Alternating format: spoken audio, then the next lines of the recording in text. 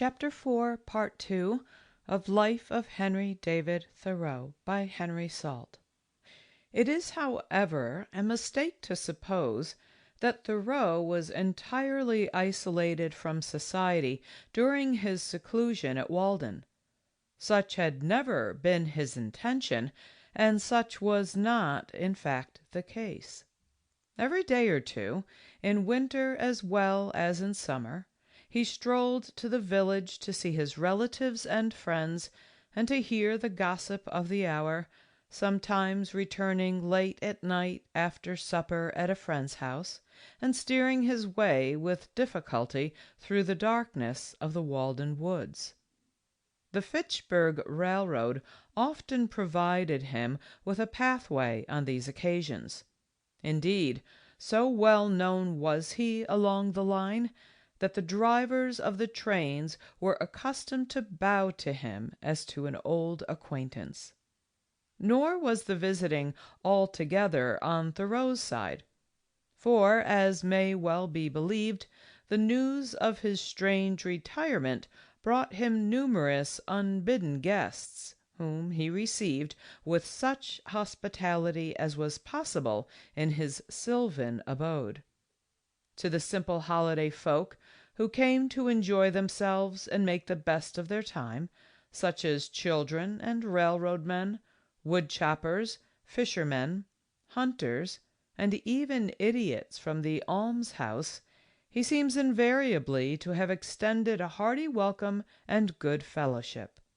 Not so, perhaps, to the dilettante reformers, prying gossips, and sham philanthropists, whose advances he characteristically resented, men who did not know when their visit had terminated, though he sought to indicate this fact to them by going about his business again and answering them from greater and greater remoteness. He also received welcome visits from Emerson, on whose land he was squatting, and from his other personal friends. Ellery Channing spent a fortnight with him in his hut at Walden, at the time when he was building his fireplace, and was a frequent visitor at all seasons of the year. Alcott was another of his regular guests, and it is he who is referred to in the pages of Walden as one of the last of the philosophers, the man of the most faith of any alive. On a Sunday afternoon he would sometimes be cheered by the approach of the long-headed farmer, Edmund Hosmer, one of the firmest and heartiest of his friends, and the talk would then be of rude and simple times when men sat about large fires in cold bracing weather with clear heads. The following is a record of a visit paid to Thoreau by Joseph Hosmer, the son of his farmer friend. Early in September 1845, on his invitation, I spent a Sunday at his lakeside retreat.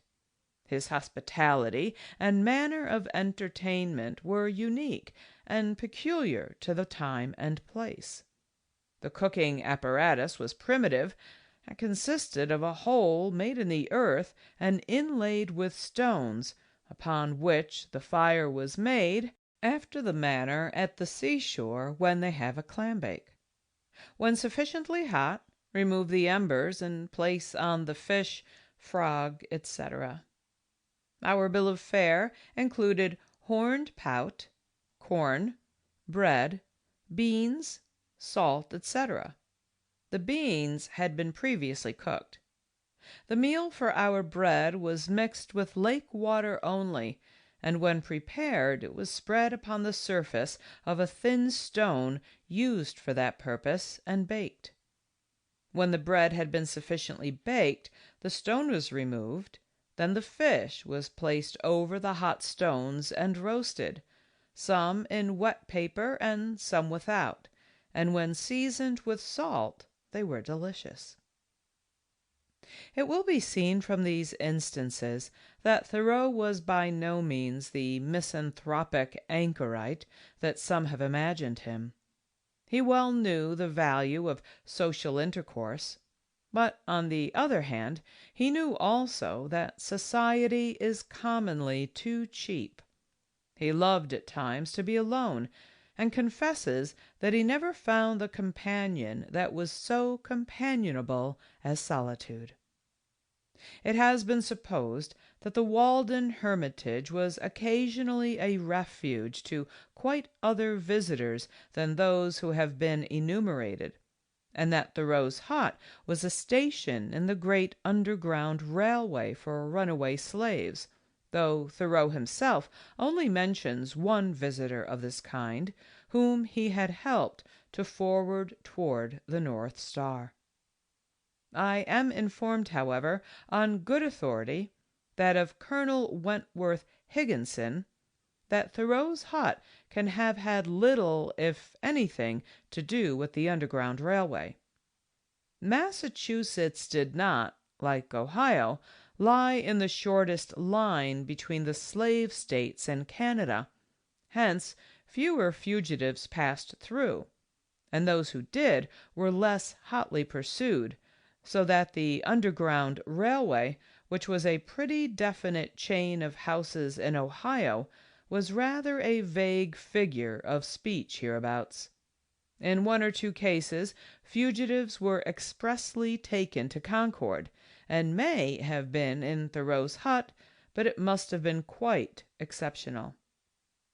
I have made this a matter of special investigation, says Dr. S. A. Jones, and the truth is that there were specially prepared houses in old Concord which afforded infinitely more secure resting and hiding places for the fugitive slave. Footnote: Lippincott's Magazine, August 1891. In the first edition of this book, I was in error on this point. End footnote. Moreover, the survivors who managed Concord Station declare that Thoreau's hut was not used for such a purpose. It was in connection with Thoreau's abolitionist enthusiasm that a remarkable incident befell him during his first autumn at Walden. His individualistic view of life had naturally led him, as it led Alcott and some other transcendentalists, to the adoption of anarchist doctrines, and he heartily accepted and endorsed the dictum that that government is best which governs not at all.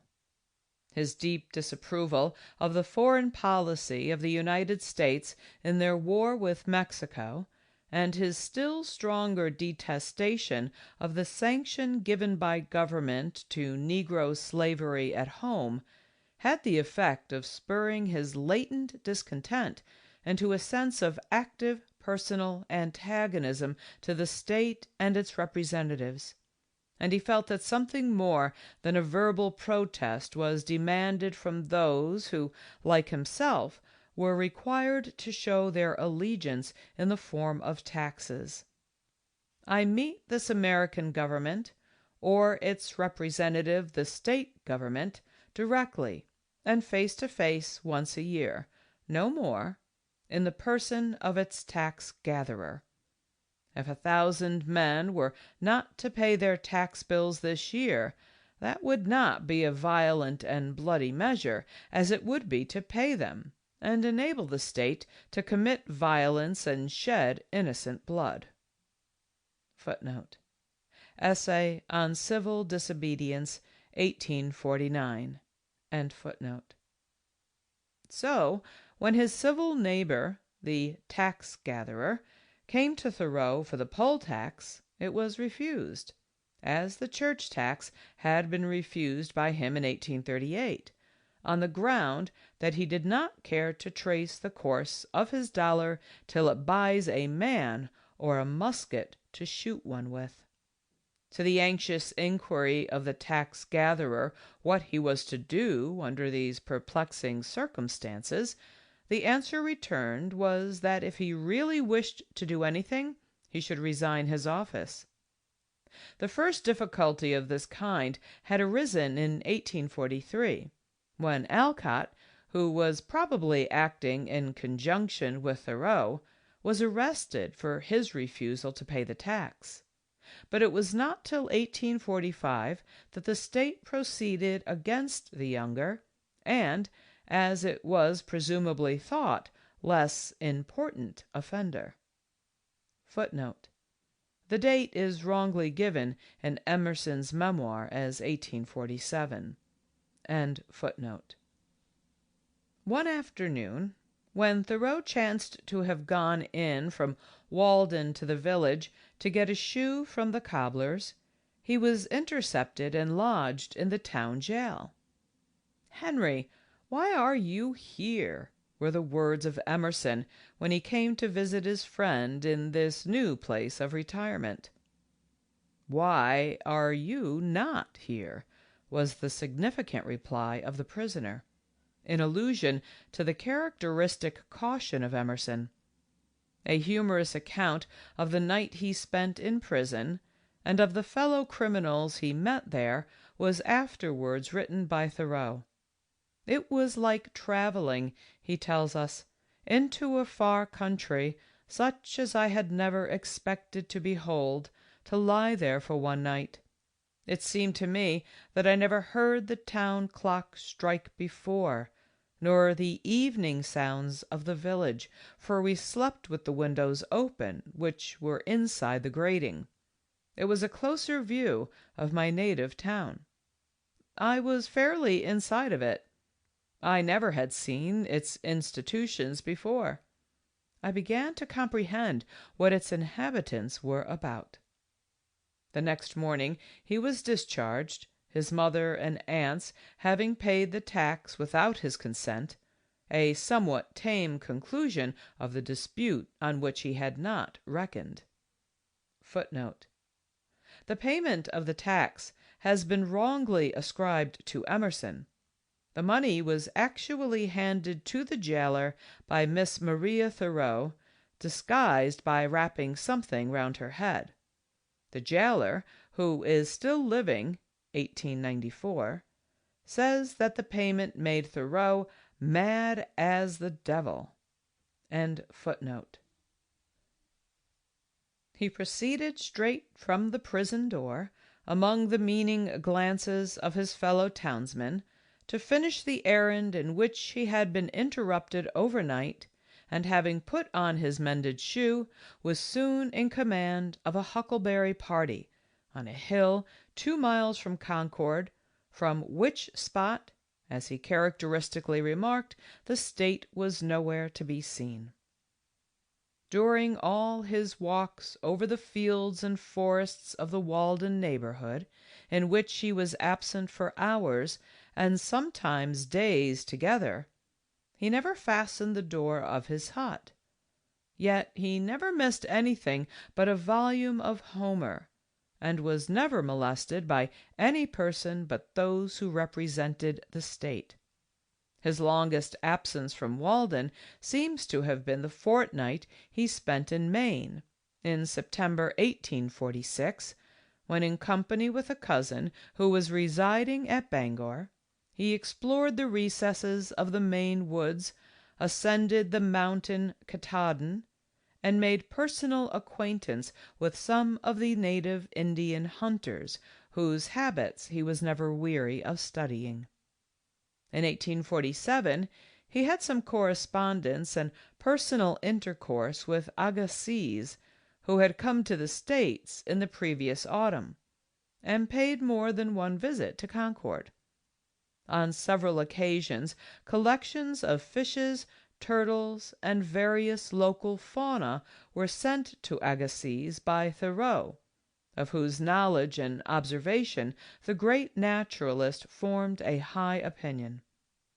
In one way, however, Thoreau differed widely from other members of the same profession, for though a naturalist, he had discarded the use of the gun and the trap before he lived in the woods, his field glass being the sole weapon of attack which he now carried in his excursions. Fishing was the only sport which he did not abandon, and even on this point his conscience was already uneasy, and he had discovered that he could not fish without falling a little in self-respect. Thus 2 summers and 2 winters passed by, fruitful in quiet meditation and ripening experience, though offering few incidents which call for special remark. When the summer of 1847 had arrived, he began to feel that the object for which he retired to Walden was now sufficiently accomplished, and that it was time for him to return to the more social atmosphere of the village. His period of retirement had not been wasted or misspent, for he had learned by his experiment 2 great lessons concerning the practical life and the spiritual. First, that to maintain one's self on this earth is not a hardship, but a pastime, if we will live simply and wisely, it being his own experience that he could meet all the expenses of the year by 6 weeks of work. Secondly, that if one advances confidently in the direction of his dreams, and endeavors to live the life which he has imagined, he will meet with a success unexpected in common hours. In proportion as he simplifies his life, the laws of the universe will appear less complex, and solitude will not be solitude, nor poverty poverty, nor weakness weakness. He had put his transcendental philosophy to the test, and the result had not disappointed him. He was no longer the parcel of vain strivings which he had pictured himself in his youthful poem, but he had now firm ground beneath his feet, and a clear object towards which to direct his course in the future. On the 6th of September, 1847, he left Walden and again took up his residence in his father's household at Concord. The hut in which he had spent so many pleasant hours became the habitation of a Scotch gardener. A few years later it was bought by a farmer and removed to another quarter of the Concord township, where it was used as a small granary and tool house till some time after the death of its architect and original inhabitant. "I left the woods," he says, "for as good a reason as I went there.